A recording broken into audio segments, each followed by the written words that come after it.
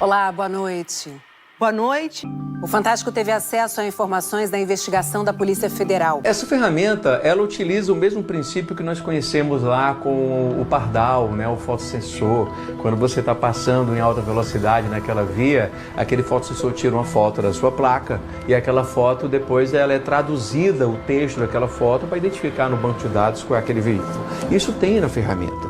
Então todas as imagens, elas são identificadas e transformadas em texto. Então a ferramenta ela já pega as imagens, extrai os textos que ali existem, correlaciona ou organiza isso de uma forma legível e quando você vai fazer uma busca textual, por exemplo, ela vai identificar esses dados. A investigação sobre o caso Master já identificou que Daniel Vorcaro acessou ilegalmente sistemas da própria Polícia Federal, do Ministério Público Federal e até mesmo de organismos internacionais. A PF também descobriu que o banqueiro obteve informações sigilosas do inquérito na Justiça Federal sobre a fraude bilionária envolvendo a compra do Banco Master pelo Banco de Brasília. A esposa de Alexandre de Moraes, a advogada Viviane Barsi de Moraes, manteve um contrato de prestação de serviços com o Banco Master, que previa o pagamento de mais de 3 milhões de reais mensais durante 3 anos, a partir de janeiro de 2024,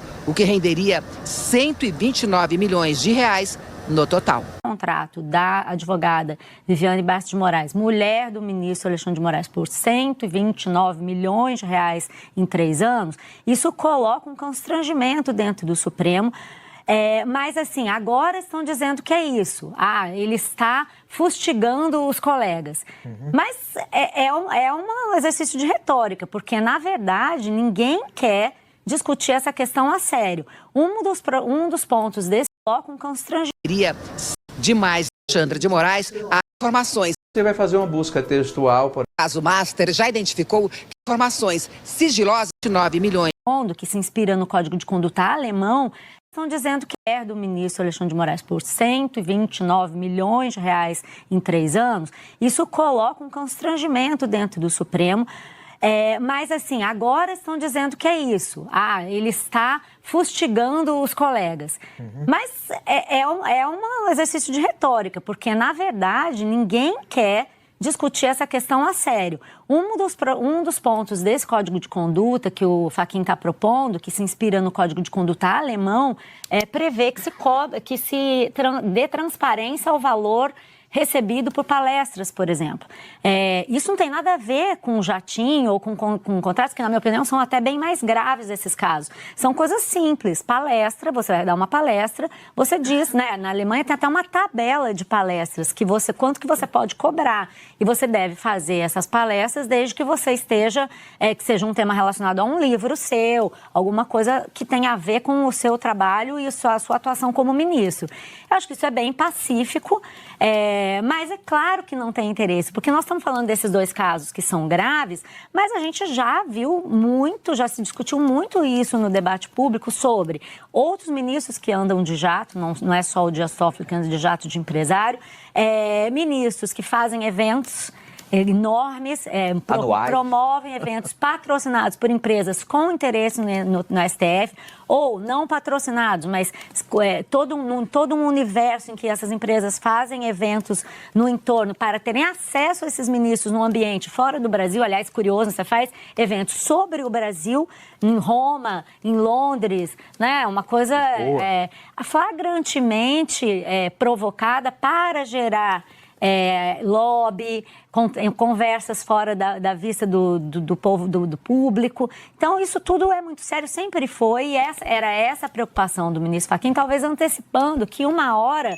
é o famoso vai dar ruim. Hoje você liga para o Supremo, você já experimentou fazer isso? Eu sempre faço isso. Quem pagou a viagem? Quem pagou a passagem? É um solene silêncio.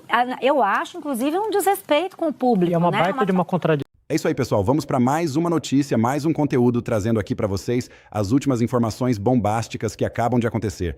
Pessoal, final de semana, domingão pegando fogo. Já peço a vocês que se inscrevam no canal, que deixem seu like, é muito importante pra gente. Tem muitas pessoas que assistem ao conteúdo, que assistem aos vídeos, mas não deixam o like. Isso nos ajuda muito. Ajuda na distribuição da notícia. Clique no botão de hypar para o conteúdo também, para que ele viralize aqui dentro da plataforma. Vamos juntos viralizar este conteúdo, esta notícia, para que ela seja entregue para todos. Agora, sem mais enrolação, vamos para as últimas informações e notícias. Do Daniel Monteiro, pelo fato de justamente ele ser o personagem que organizava essas estruturas para o Daniel Vorcaro. Primeiro ele organizou a estrutura que o Daniel Vorcaro usou para desviar o dinheiro.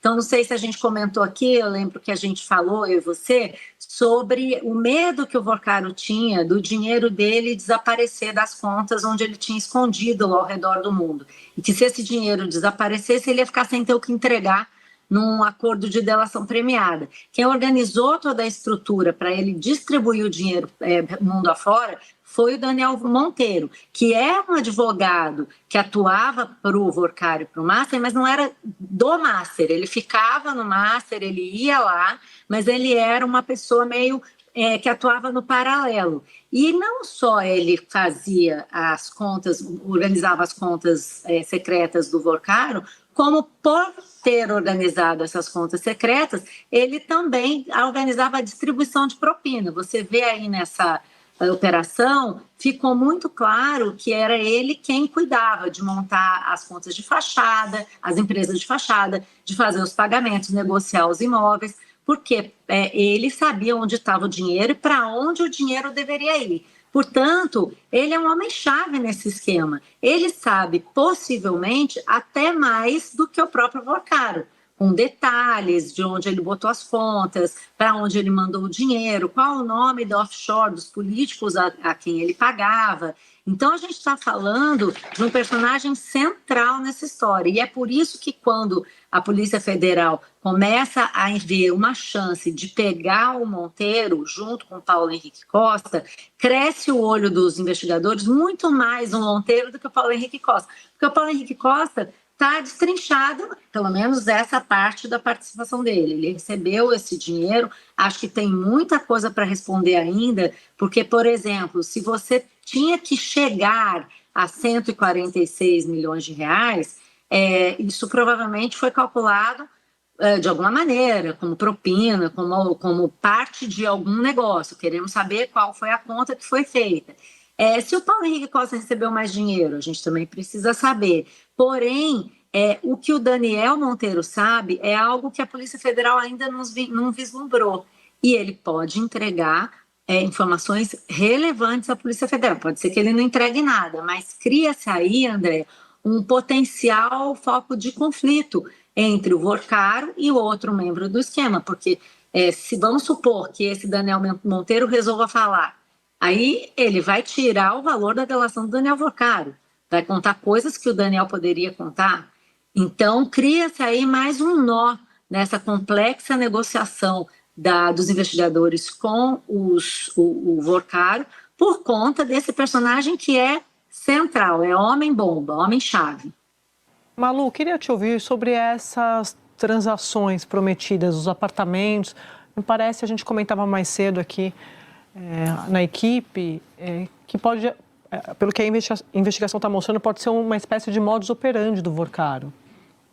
Com certeza, André. Você tinha ali como se fosse um padrão, eu diria até um cardápio de pagamento de propina, né? Você tinha os fundos que mandavam dinheiro para outros fundos, você tinha esses imóveis, não é a primeira vez que eu ouço falar de imóveis no bastidor dessa investigação, e há também a suspeita de que os contratos de advocacia que o Vorcaro fazia e de consultoria também serviam como forma de pagamento de propina disfarçada. Então, isso é um contexto. E por que isso? Porque são formas mais fáceis de você dissipar a origem do dinheiro. Você vê que ali ao longo da investigação chega uma hora em que o Daniel Vorcaro, Vorcaro Monteiro a gente confunde, mas o Vorcaro fica sabendo pelo sicário que havia sido aberta no Ministério Público de Brasília uma investigação sobre a possível sobre essa possível transação de imóveis, e aí o Vorcaro fala assim, manda parar, e o Daniel Monteiro fala, então eu vou manter tudo aqui no escritório, como se fosse um seguro, não me lembro a expressão que ele usa, mas como quem diz, eu vou pegar essas escrituras e vou guardar aqui, e fica sendo nosso. E aí, quando tivesse possibilidade dele passar adiante de novo para o Paulo Henrique Costa, ele faria isso. Então, você vê que ele já tinha, como você falou, o modus operandi, já ligava um automático e começava a fazer as operações. E é por isso que ele é tão central. Tem uma outra coisa que eu vi o Valdo falando, eu lembrei que eu esqueci de comentar, mas também é importante sobre esse personagem, que o Daniel Monteiro foi justamente quem saiu comprando as ações do BRB, para que o Vorcaro e o seu grupo tivessem uma participação relevante no banco. Eu vi que Vocês se lembram do BRB? BRB é o Banco de Brasília, um banco público que ia comprar o Master e que justamente no meio dessa tramóia toda de um banco público adquirir o Master e enfiar nas nossas costas um banco quebrado como o Master, é que ele foi interditado, é que ele foi liquidado. Pois bem, e agora hoje o dia começa quente porque o ex-presidente do BRB, que é esse Banco de Brasília, foi preso a mando do Mendonça. E foi preso por uma razão que eu acho que talvez deixe a mulher do Moraes com inveja. Ele recebia mais dinheiro do Master e do Vorcaro do que a própria esposa do Moraes. Talvez se o Mendonça não o prendesse como prendeu, o próprio Moraes o mandasse prender. O cara, esse ex-presidente do BRB, recebeu, nesse caso aqui, de propina 6 imóveis de luxo no valor de 146 milhões de reais. Impressionante realmente a quantidade de dinheiro envolvida nesse caso. Um dos apartamentos, inclusive, é conhecido como o prédio mais caro do Brasil, que tem apartamentos de 570 a 1.000 metros quadrados e chega a custar 42 milhões a unidade. Bom, aí vocês veem o poder dessa gente, o que estava rolando de grana, como isso era sério. Outro que foi preso hoje, e aqui é um ponto que vocês precisam entender a relevância disso para o caso Vorcaro. Outro que foi preso hoje foi o advogado relacionado também a ele e acusado de administrar fundos e cotas para pagar propinas do Master. Ele também foi preso e ele é um peixe grande. Aqui essa questão a gente precisa parar e entender. Ele é um peixe grande. Por que ele é um peixe grande? Porque é bem possível que ele seja o intermediário entre o Vorcaro e o judiciário. O Vorcaro não falava com todo mundo. Ele trocou aquelas mensagens lá com o Moraes, mas ele não falava diretamente a todo tempo com todo mundo. Talvez ele falasse só com os mais importantes, mas não tem gente envolvida do judiciário só na cúpula, não. Tem muito mais lugares. E ele pode ser esse intermediário entre o Vorcaro e esse advogado preso. Pode ser o intermediário entre o Vorcaro e o judiciário. Então, se esse advogado preso cantar, falar, delatar, nós podemos, enfim, descobrir muito mais gente do judiciário, das cortes superiores e outros lugares mais do judiciário que estejam na mão do Vorcaro ou que estavam nas mãos do Vorcaro. É muito relevante a gente ficar de olho nisso, até porque o Paulo Henrique Costa, que é esse ex-presidente do BRB, conhece esse advogado e já estava até mesmo pensando, né, em negociar uma delação premiada. Agora isso deve ser acelerado, esse advogado pode seguir o mesmo caminho e talvez isso faça com que outros nomes, ou os nomes que a gente já ouviu, sejam novamente ditos, ou outros nomes do judiciário apareçam nessa maluquice toda que é o caso Master. Se você assistiu até aqui, muito obrigado pela sua atenção. Se gostou do conteúdo, já deixa o like e se inscreve no canal para não perder as próximas notícias. Ativa o sininho para receber tudo em primeira mão. Deixa também sua opinião nos comentários. Ela é muito importante. Fica com Deus, um forte abraço e até o próximo vídeo.